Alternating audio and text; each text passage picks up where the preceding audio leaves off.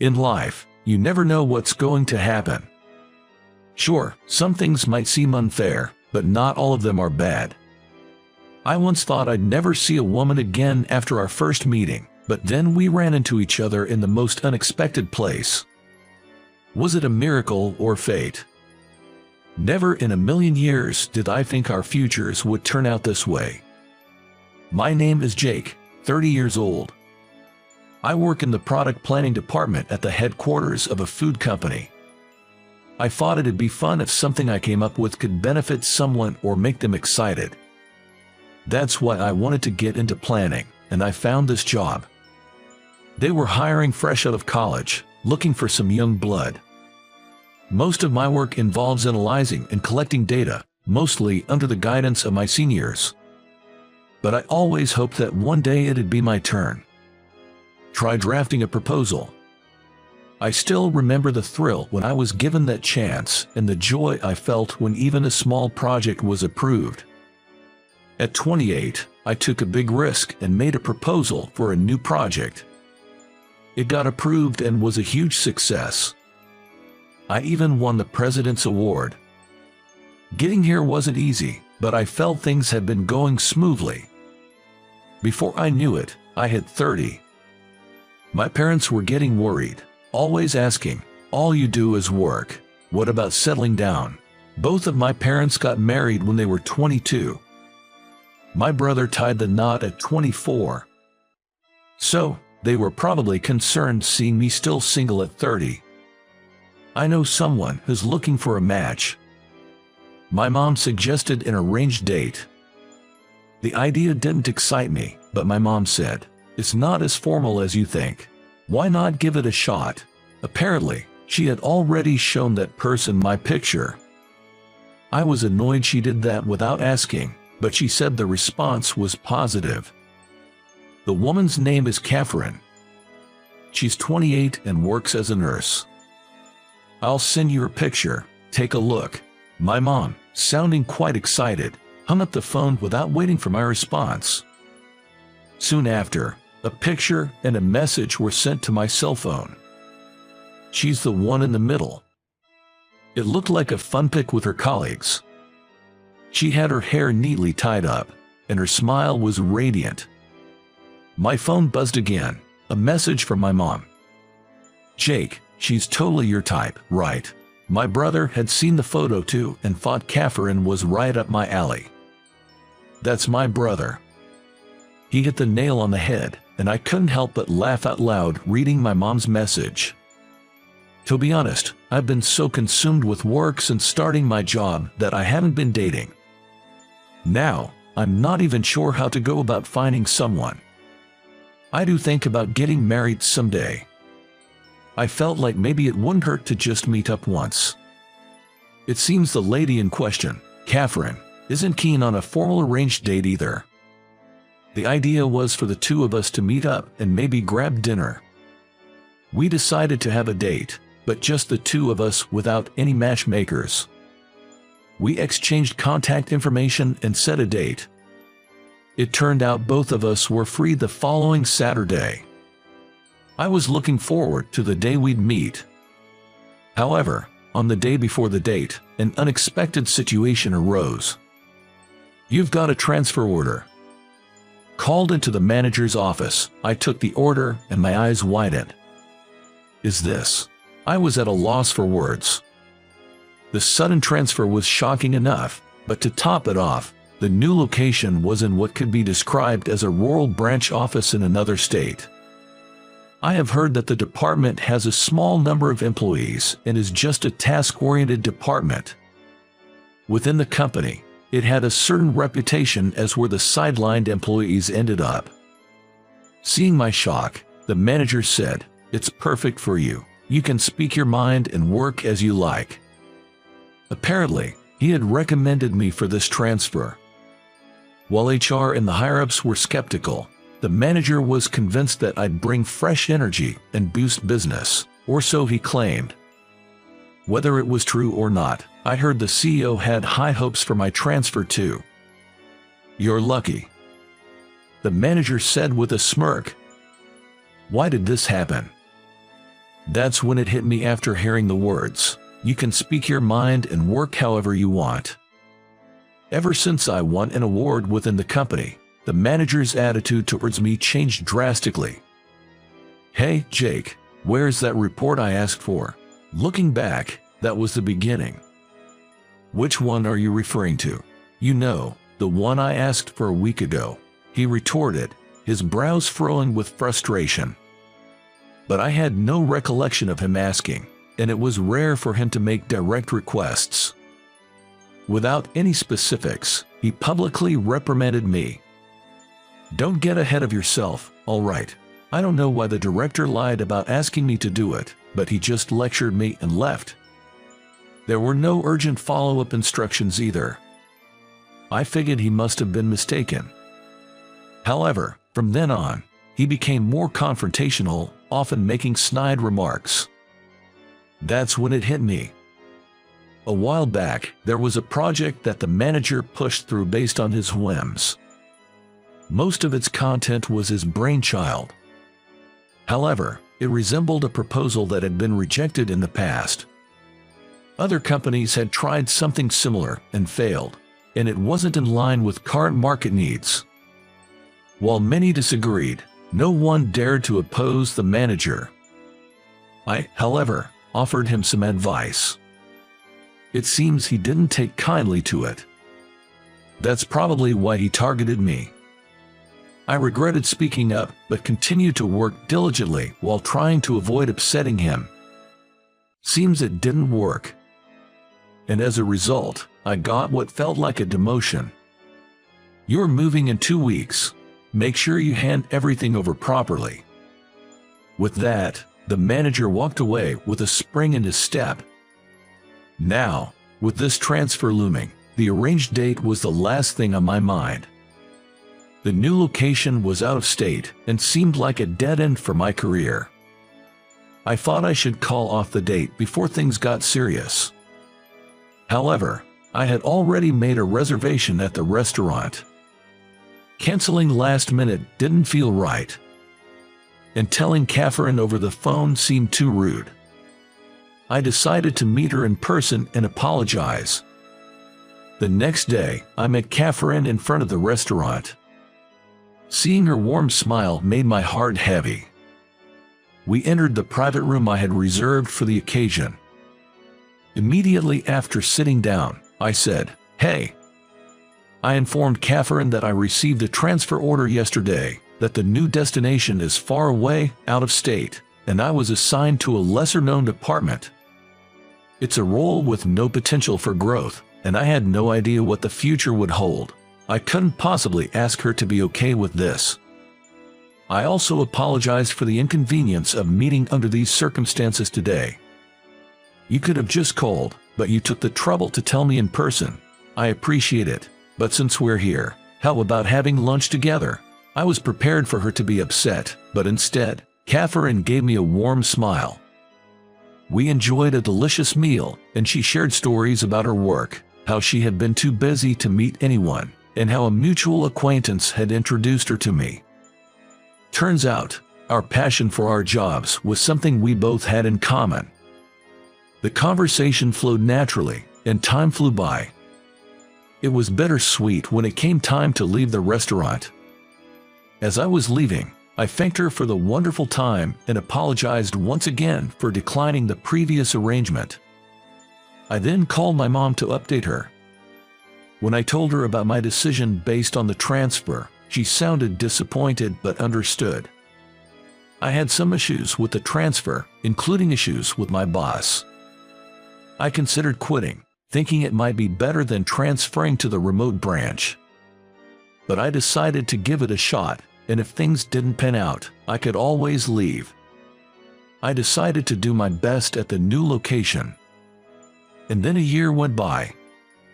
The rural branch, rumored to be monotonous. Indeed, it was less exciting than when I was in the product planning department at the main office. Due to cost cutting, there were fewer staff, and we had to do tasks that would typically be handled by other teams at the main office. The workload was intense, and it felt like all of us were working like mules. Working overtime nonstop, I've been guzzling energy drinks just to keep going. It's been really tough on my body. And then, on a scorching summer day, as I was heading to the bus terminal, I suddenly felt unwell. I tried to sit on a bench but felt dizzy. I collapsed. I was suffering from mild heat stroke at this time. An elderly man nearby shouted, "Are you okay?" But all I could do was nod weakly. Then, I heard a familiar female voice ask, "Are you all right?" Unable to open my eyes, I just groaned. "Can you stand up? Sorry, let's get you to that bench over there." I felt hands supporting me, taking me to a shaded area. I don't know how many people helped me. They bought me water, fanned me, and took care of me. The woman who had spoken to me checked my pulse and felt my forehead to check my temperature. After some hydration and cooling down, I began to feel better. Once I felt a bit clearer, I thanked everyone, and they left. The helpful woman stayed till the end. "I'm glad you're looking better. Please go home and rest." I thanked her once more. "Thank you so much for your help." I looked up and met her eyes, and exclaimed, "Wait." She smiled. "I thought so. It's you, Jake, right?" It was Catherine. She had not recognized me initially, but noticed the resemblance once I began to recover. I hadn't been able to see her face clearly, and only realized now. "But why are you here, Catherine?" She mentioned she was on a solo trip, taking a break. "It's surprising you recognized me from just one meeting." We laughed about it. Seeing that I was feeling better, Catherine looked relieved. I wanted to thank her properly, but decided to rest for the day. She mentioned she'd be in a nearby hotel the next day. We agreed to meet up the next Saturday. And the next day, I called my office right after and took a proper day off, and my body recovered. I let Catherine know that I was feeling better. While eating at a recommended upscale restaurant, I asked Catherine why she was traveling alone. Catherine wanted to be healed by nature while taking in the sights of various regions. But I could sense a hint of sadness in her expression. I got pretty worn out, so I took some time off on a whim. Catherine said that, though her smile looked forced. "How about you, Jake?" She shifted the topic to me, and I shared my recent happenings. I talked about my less satisfying job compared to before, and vented a bit. I realized how much I love the projects I used to work on. I'm not quite content with my current environment. When I first transferred here, I was determined to return to the main office and make a mark, but lately, I've been thinking that maybe trying something different might not be a bad idea. Hearing that, Catherine mused, "Maybe I should come over here. The air is fresh, and it's comforting." She looked distant. Her expression was still somewhat downcast. "What happened?" I asked out of concern. It turned out that her solo journey wasn't just for vacation. Catherine is a nurse at a major hospital. She works in a hospital ward and has a large number of patients that one person handles.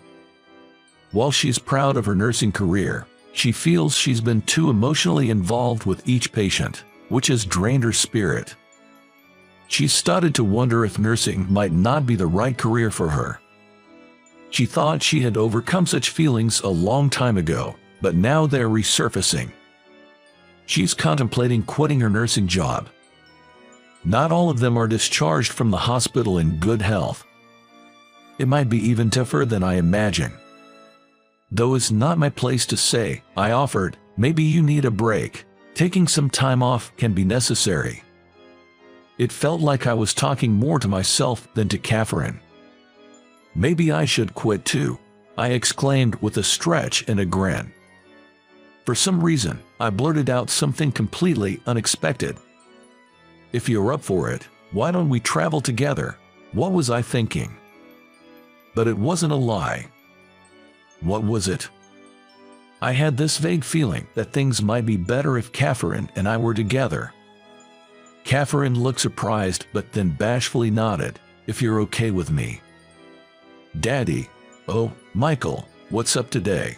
I crouched down to lift my energetically running son.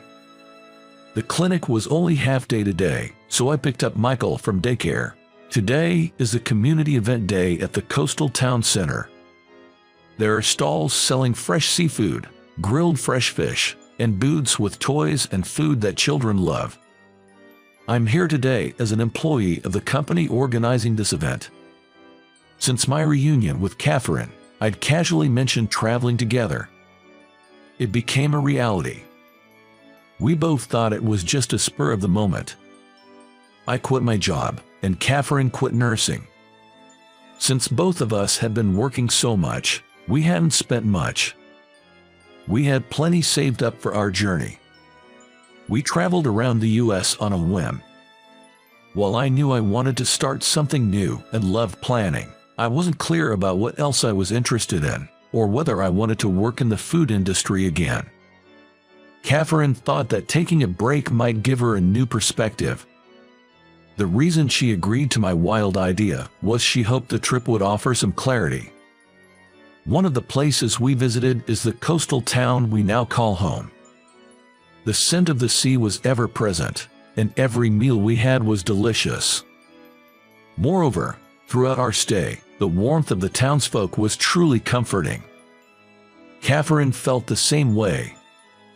After our journey, we both considered settling down here. To settle down, we needed to find a job. I wanted to work in planning, so I checked a job listing website and saw that the event company I was working for was hiring. Based on my past work, whether it was in food or miscellaneous goods, I had been thinking narrowly, but I immediately thought, this is it, for someone else. To bring excitement. My core reasons for wanting to work in planning hadn't changed. The event company's website made my heart race even more. That's how I ended up joining the event company. And Catherine, she found work at a clinic. Catherine, who took the time to reflect on herself during our travels. She remembered when she aspired to be a nurse. If she could support someone, even just a little. She realized her pride in nursing and her feelings hadn't changed. During our travels, there were several instances where Catherine assisted sick people. Perhaps it's a nurse's intuition. Not that they were collapsed or huddled, but by observing their movements and complexion, Catherine would approach and ask, "Are you okay?" With swift actions, she'd calm them down, or make them feel a bit better, just like she did for me. I often think nursing is her true calling.